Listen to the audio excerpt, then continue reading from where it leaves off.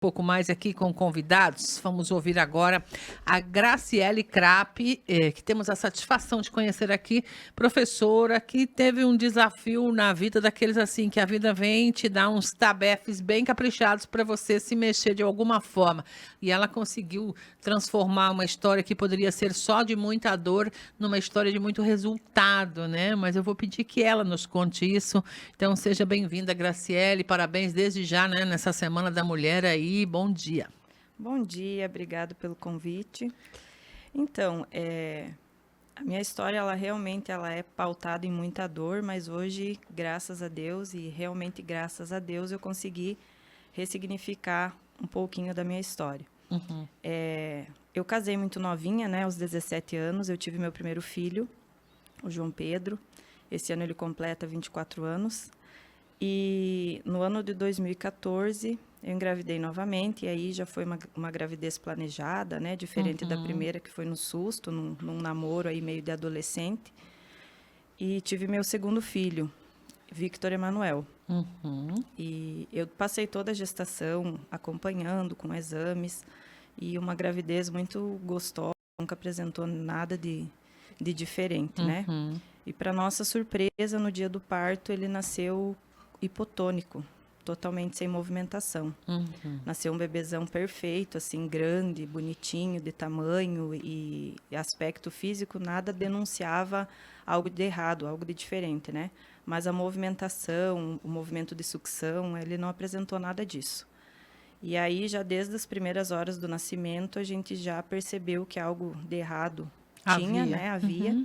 E iniciamos já a investigação, que começou aqui em Sorriso, com 3 pediatras, né, que eu buscava a opinião de cada um, né, para tentar entender o que estava acontecendo, porque realmente foi um susto, algo que a gente não esperava. E depois daqui a gente teve alguns encaminhamentos em Sinop, depois de Sinop para Cuiabá, e de Cuiabá nós fomos para Porto Alegre. Então, eu fui para Porto Alegre em junho de 2014 e lá eu permaneci com ele até dezembro de 2014. Então, eu morei dentro do Hospital de Clínicas lá, fazendo toda a investigação, todos os exames, tudo aquilo que Poderia tinha ser feito. exatamente disponível para tentar entender o que estava acontecendo. E durante esse tempo que a gente ficou lá com ele só foi piorando, né?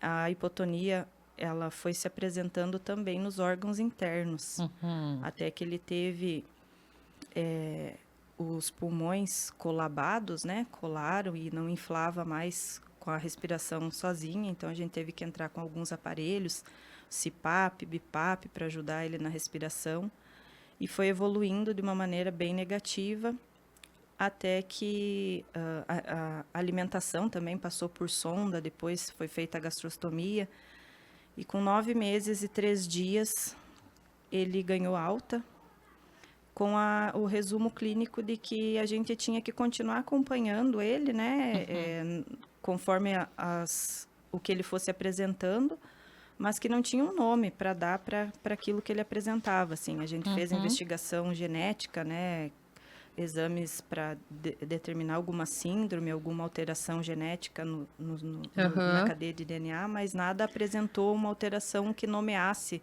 Uma o que ele alta sem tinha. um diagnóstico preciso, digamos assim. Exatamente. A gente Certo. ia ir cuidando, atacando o que ele fosse apresentando como sintoma. E exatamente com 9 meses e 3 dias, 2 dias depois, ele começou a piorar, né? Nós estávamos em Capão da Canoa ainda, num apartamento da família próximo, né, a Porto Alegre, 100 e pouquinhos quilômetros, porque eu fiquei com medo de já sair de lá e vir diretamente para cá. E aí ele começou a piorar e a gente foi para o hospital lá, né, em Capão da Canoa, um hospital pequenininho, hospital de praia, e logo já foi solicitado novamente Porto Alegre para receber ele, e no caminho, na ambulância, ele faleceu. Acabou indo a óbito, Ele teve uma né? parada cardiorrespiratória e faleceu. E nesse momento, minha vida, meu mundo, minha família, tudo desabou. E eu digo que eu só me mantive em pé porque eu tinha meu outro filho, né? Que foi quem me deu toda a força e que me fez acordar, porque eu vi ele falecendo, eu estava junto na ambulância e a gente tentou de todas as formas, durante o tempo que esteve lá, descobrir, porque eu queria saber o que ele tinha para tentar dar a medicação que precisava, tentar fazer a terapia, o atendimento que precisava. E a gente nadou e morreu na praia, né? Certo. E quando eu vim para cá, logo eu quis retomar o trabalho, né? Eu tinha uma licença e logo eu abri mão da licença e quis retomar o trabalho. E foi aí que eu comecei a entender pequenos sinais, né? Qual era a minha missão, qual é o meu propósito de vida. Que hoje eu entendo isso como um propósito de vida. Eu precisei viver tudo isso para eu perceber o que as mães, né? De crianças especiais, de crianças que apresentam algum transtorno, alguma deficiência, elas sentem. É a vergonha, é o medo, é a vontade de ter um filho que tenha um desenvolvimento normal, que passe por todas as fases que todas as crianças passam, né? Sim. E nesse ano mesmo, na sala de aula, eu tive meu primeiro contato com uma criança que era Down e autista. Isso foi no ano de 2014. 15, na verdade, 15, né? Que você retornava No próximo ano. E a partir daí eu comecei a mudar a minha visão, né? E meu próprio... A forma de trabalho, a forma de... Você era professora na época, de criança pequena. Isso, exatamente. Certo. E aí eu remodelei toda a minha prática e comecei a buscar muito. Eu queria ainda, por muito tempo, eu busquei uma resposta, né?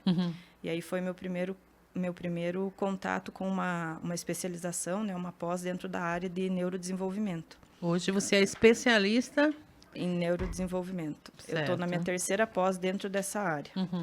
E a minha primeira começou a partir daí, porque eu ainda buscava uma resposta para aquilo que ele teve, né? E comecei a conhecer esse universo, comecei a ver que isso não aconteceu só comigo e que muitas mães que não perdem seus filhos têm eles, né? E têm que conduzir a educação, o desenvolvimento de uma forma totalmente diferente. E o quanto elas depositam em nós, professores, né? Uma chance ali de na escola a criança não só se socializar com outras crianças, conviver com outras crianças, mas também se desenvolver, né? Uma expectativa natural para a mãe, né? Exatamente. E a partir daí eu comecei a entender a minha missão aqui, né? E aí eu vi que Deus, na verdade, ele não é... A gente não pode entender Deus apenas como um mago, né? Ou alguém que vai atender os nossos desejos, né? Eu orei muito, eu pedi muito para que ele curasse meu filho, para que ele mantivesse ele vivo, né? Sim. Independente da forma que fosse a mãe, ela quer o seu filho, né? Sim. E Deus não me atendeu naquele momento, né? E por muito tempo eu me revoltei, me rebelei e não aceitei, né? E hoje não é que seja algo simples para encarar, né? Tem dias bem difíceis. Ainda tem. Com certeza. Já vocês vão lá 10 anos agora, né? Com disso, certeza. Praticamente. Dias bastante difíceis, dias de muito choro, de lembranças. O barulho de uma ambulância me remete Aqueles momentos que você viveu, momentos, né? imagina. Mas hoje eu entendo que Deus me usou para um propósito maior, né? Então, ele faz hoje eu perceber a dor da mãe, a dor da família e faz eu ver na criança o meu filho. E eu sempre me faço essa pergunta, né? Se fosse ele, como eu gostaria que a professora olhasse para ele, o que eu gostaria que ela fizesse, mesmo dentro das possibilidades e das limitações dele. Então, eu trabalho a partir dessa perspectiva, né? Esse tema inclusão, que é tão pesado na vida dessas mulheres que vivem com isso, que convivem com situações assim, ainda precisa de muito avanço, na sua visão, como especialista no assunto. Com toda certeza. A gente vê que a parte legal, ela é muito até utópica, né? É muito bonitinho no papel a lei, né? A obrigação que se dá a fulano, seja no privado ou no público, mas não dá para cumprir na prática isso. Muitas coisas ainda não têm como serem cumpridas ao pé da letra, né? E a gente percebe que a questão de recurso, a questão da própria formação do professor, ela não dá acesso. Não contempla isso. Não contempla. Então, o professor, ele tem que realmente buscar fora, né? E se auto-especializar aí no como sentido... você fez. No sentido de dedicar mesmo até a questão financeira, né? Para isso. Para ter um conhecimento maior e tentar, na prática, dar um auxílio e fazer a diferença. Hoje você está atuando ainda na sala de aula? Então, após 19 anos de sala de aula, Professora, como professora, realmente atendendo diretamente ao público, esse ano eu iniciei o atendimento juntamente com a Clínica Andari. E aí nós estamos com uns projetos bem legais na parte de formação mesmo de equipes, formação de professores, né? Que bom. Dando acesso a um pouquinho desse conhecimento que eu já adquiri. Você socializa hoje para os seus Isso. colegas o que você foi buscar por conta própria. Estamos legal. aí levando isso aos municípios vizinhos e vamos desenvolver um projeto legal na rede também aqui em Sorriso. Que legal, parabéns, a gente só pode dizer parabéns, olha que força tem esta mulher, né? Inclusive essa situação aí do seu filho, ele faria aniversário dia 8, faz aniversário dia 8 de março, no caso, foi o dia do nascimento ele dele. Ele nasceu no dia 8 de março, no dia da mulher, e eu posso dizer que ele me tornou a mulher, a profissional, a mãe que eu sou hoje. Tudo que eu vejo na minha vida, eu vejo com olhos diferentes a partir do que eu vivi com ele. Nossa, é pesado, né? A gente emociona de ouvir a sua história, de fato.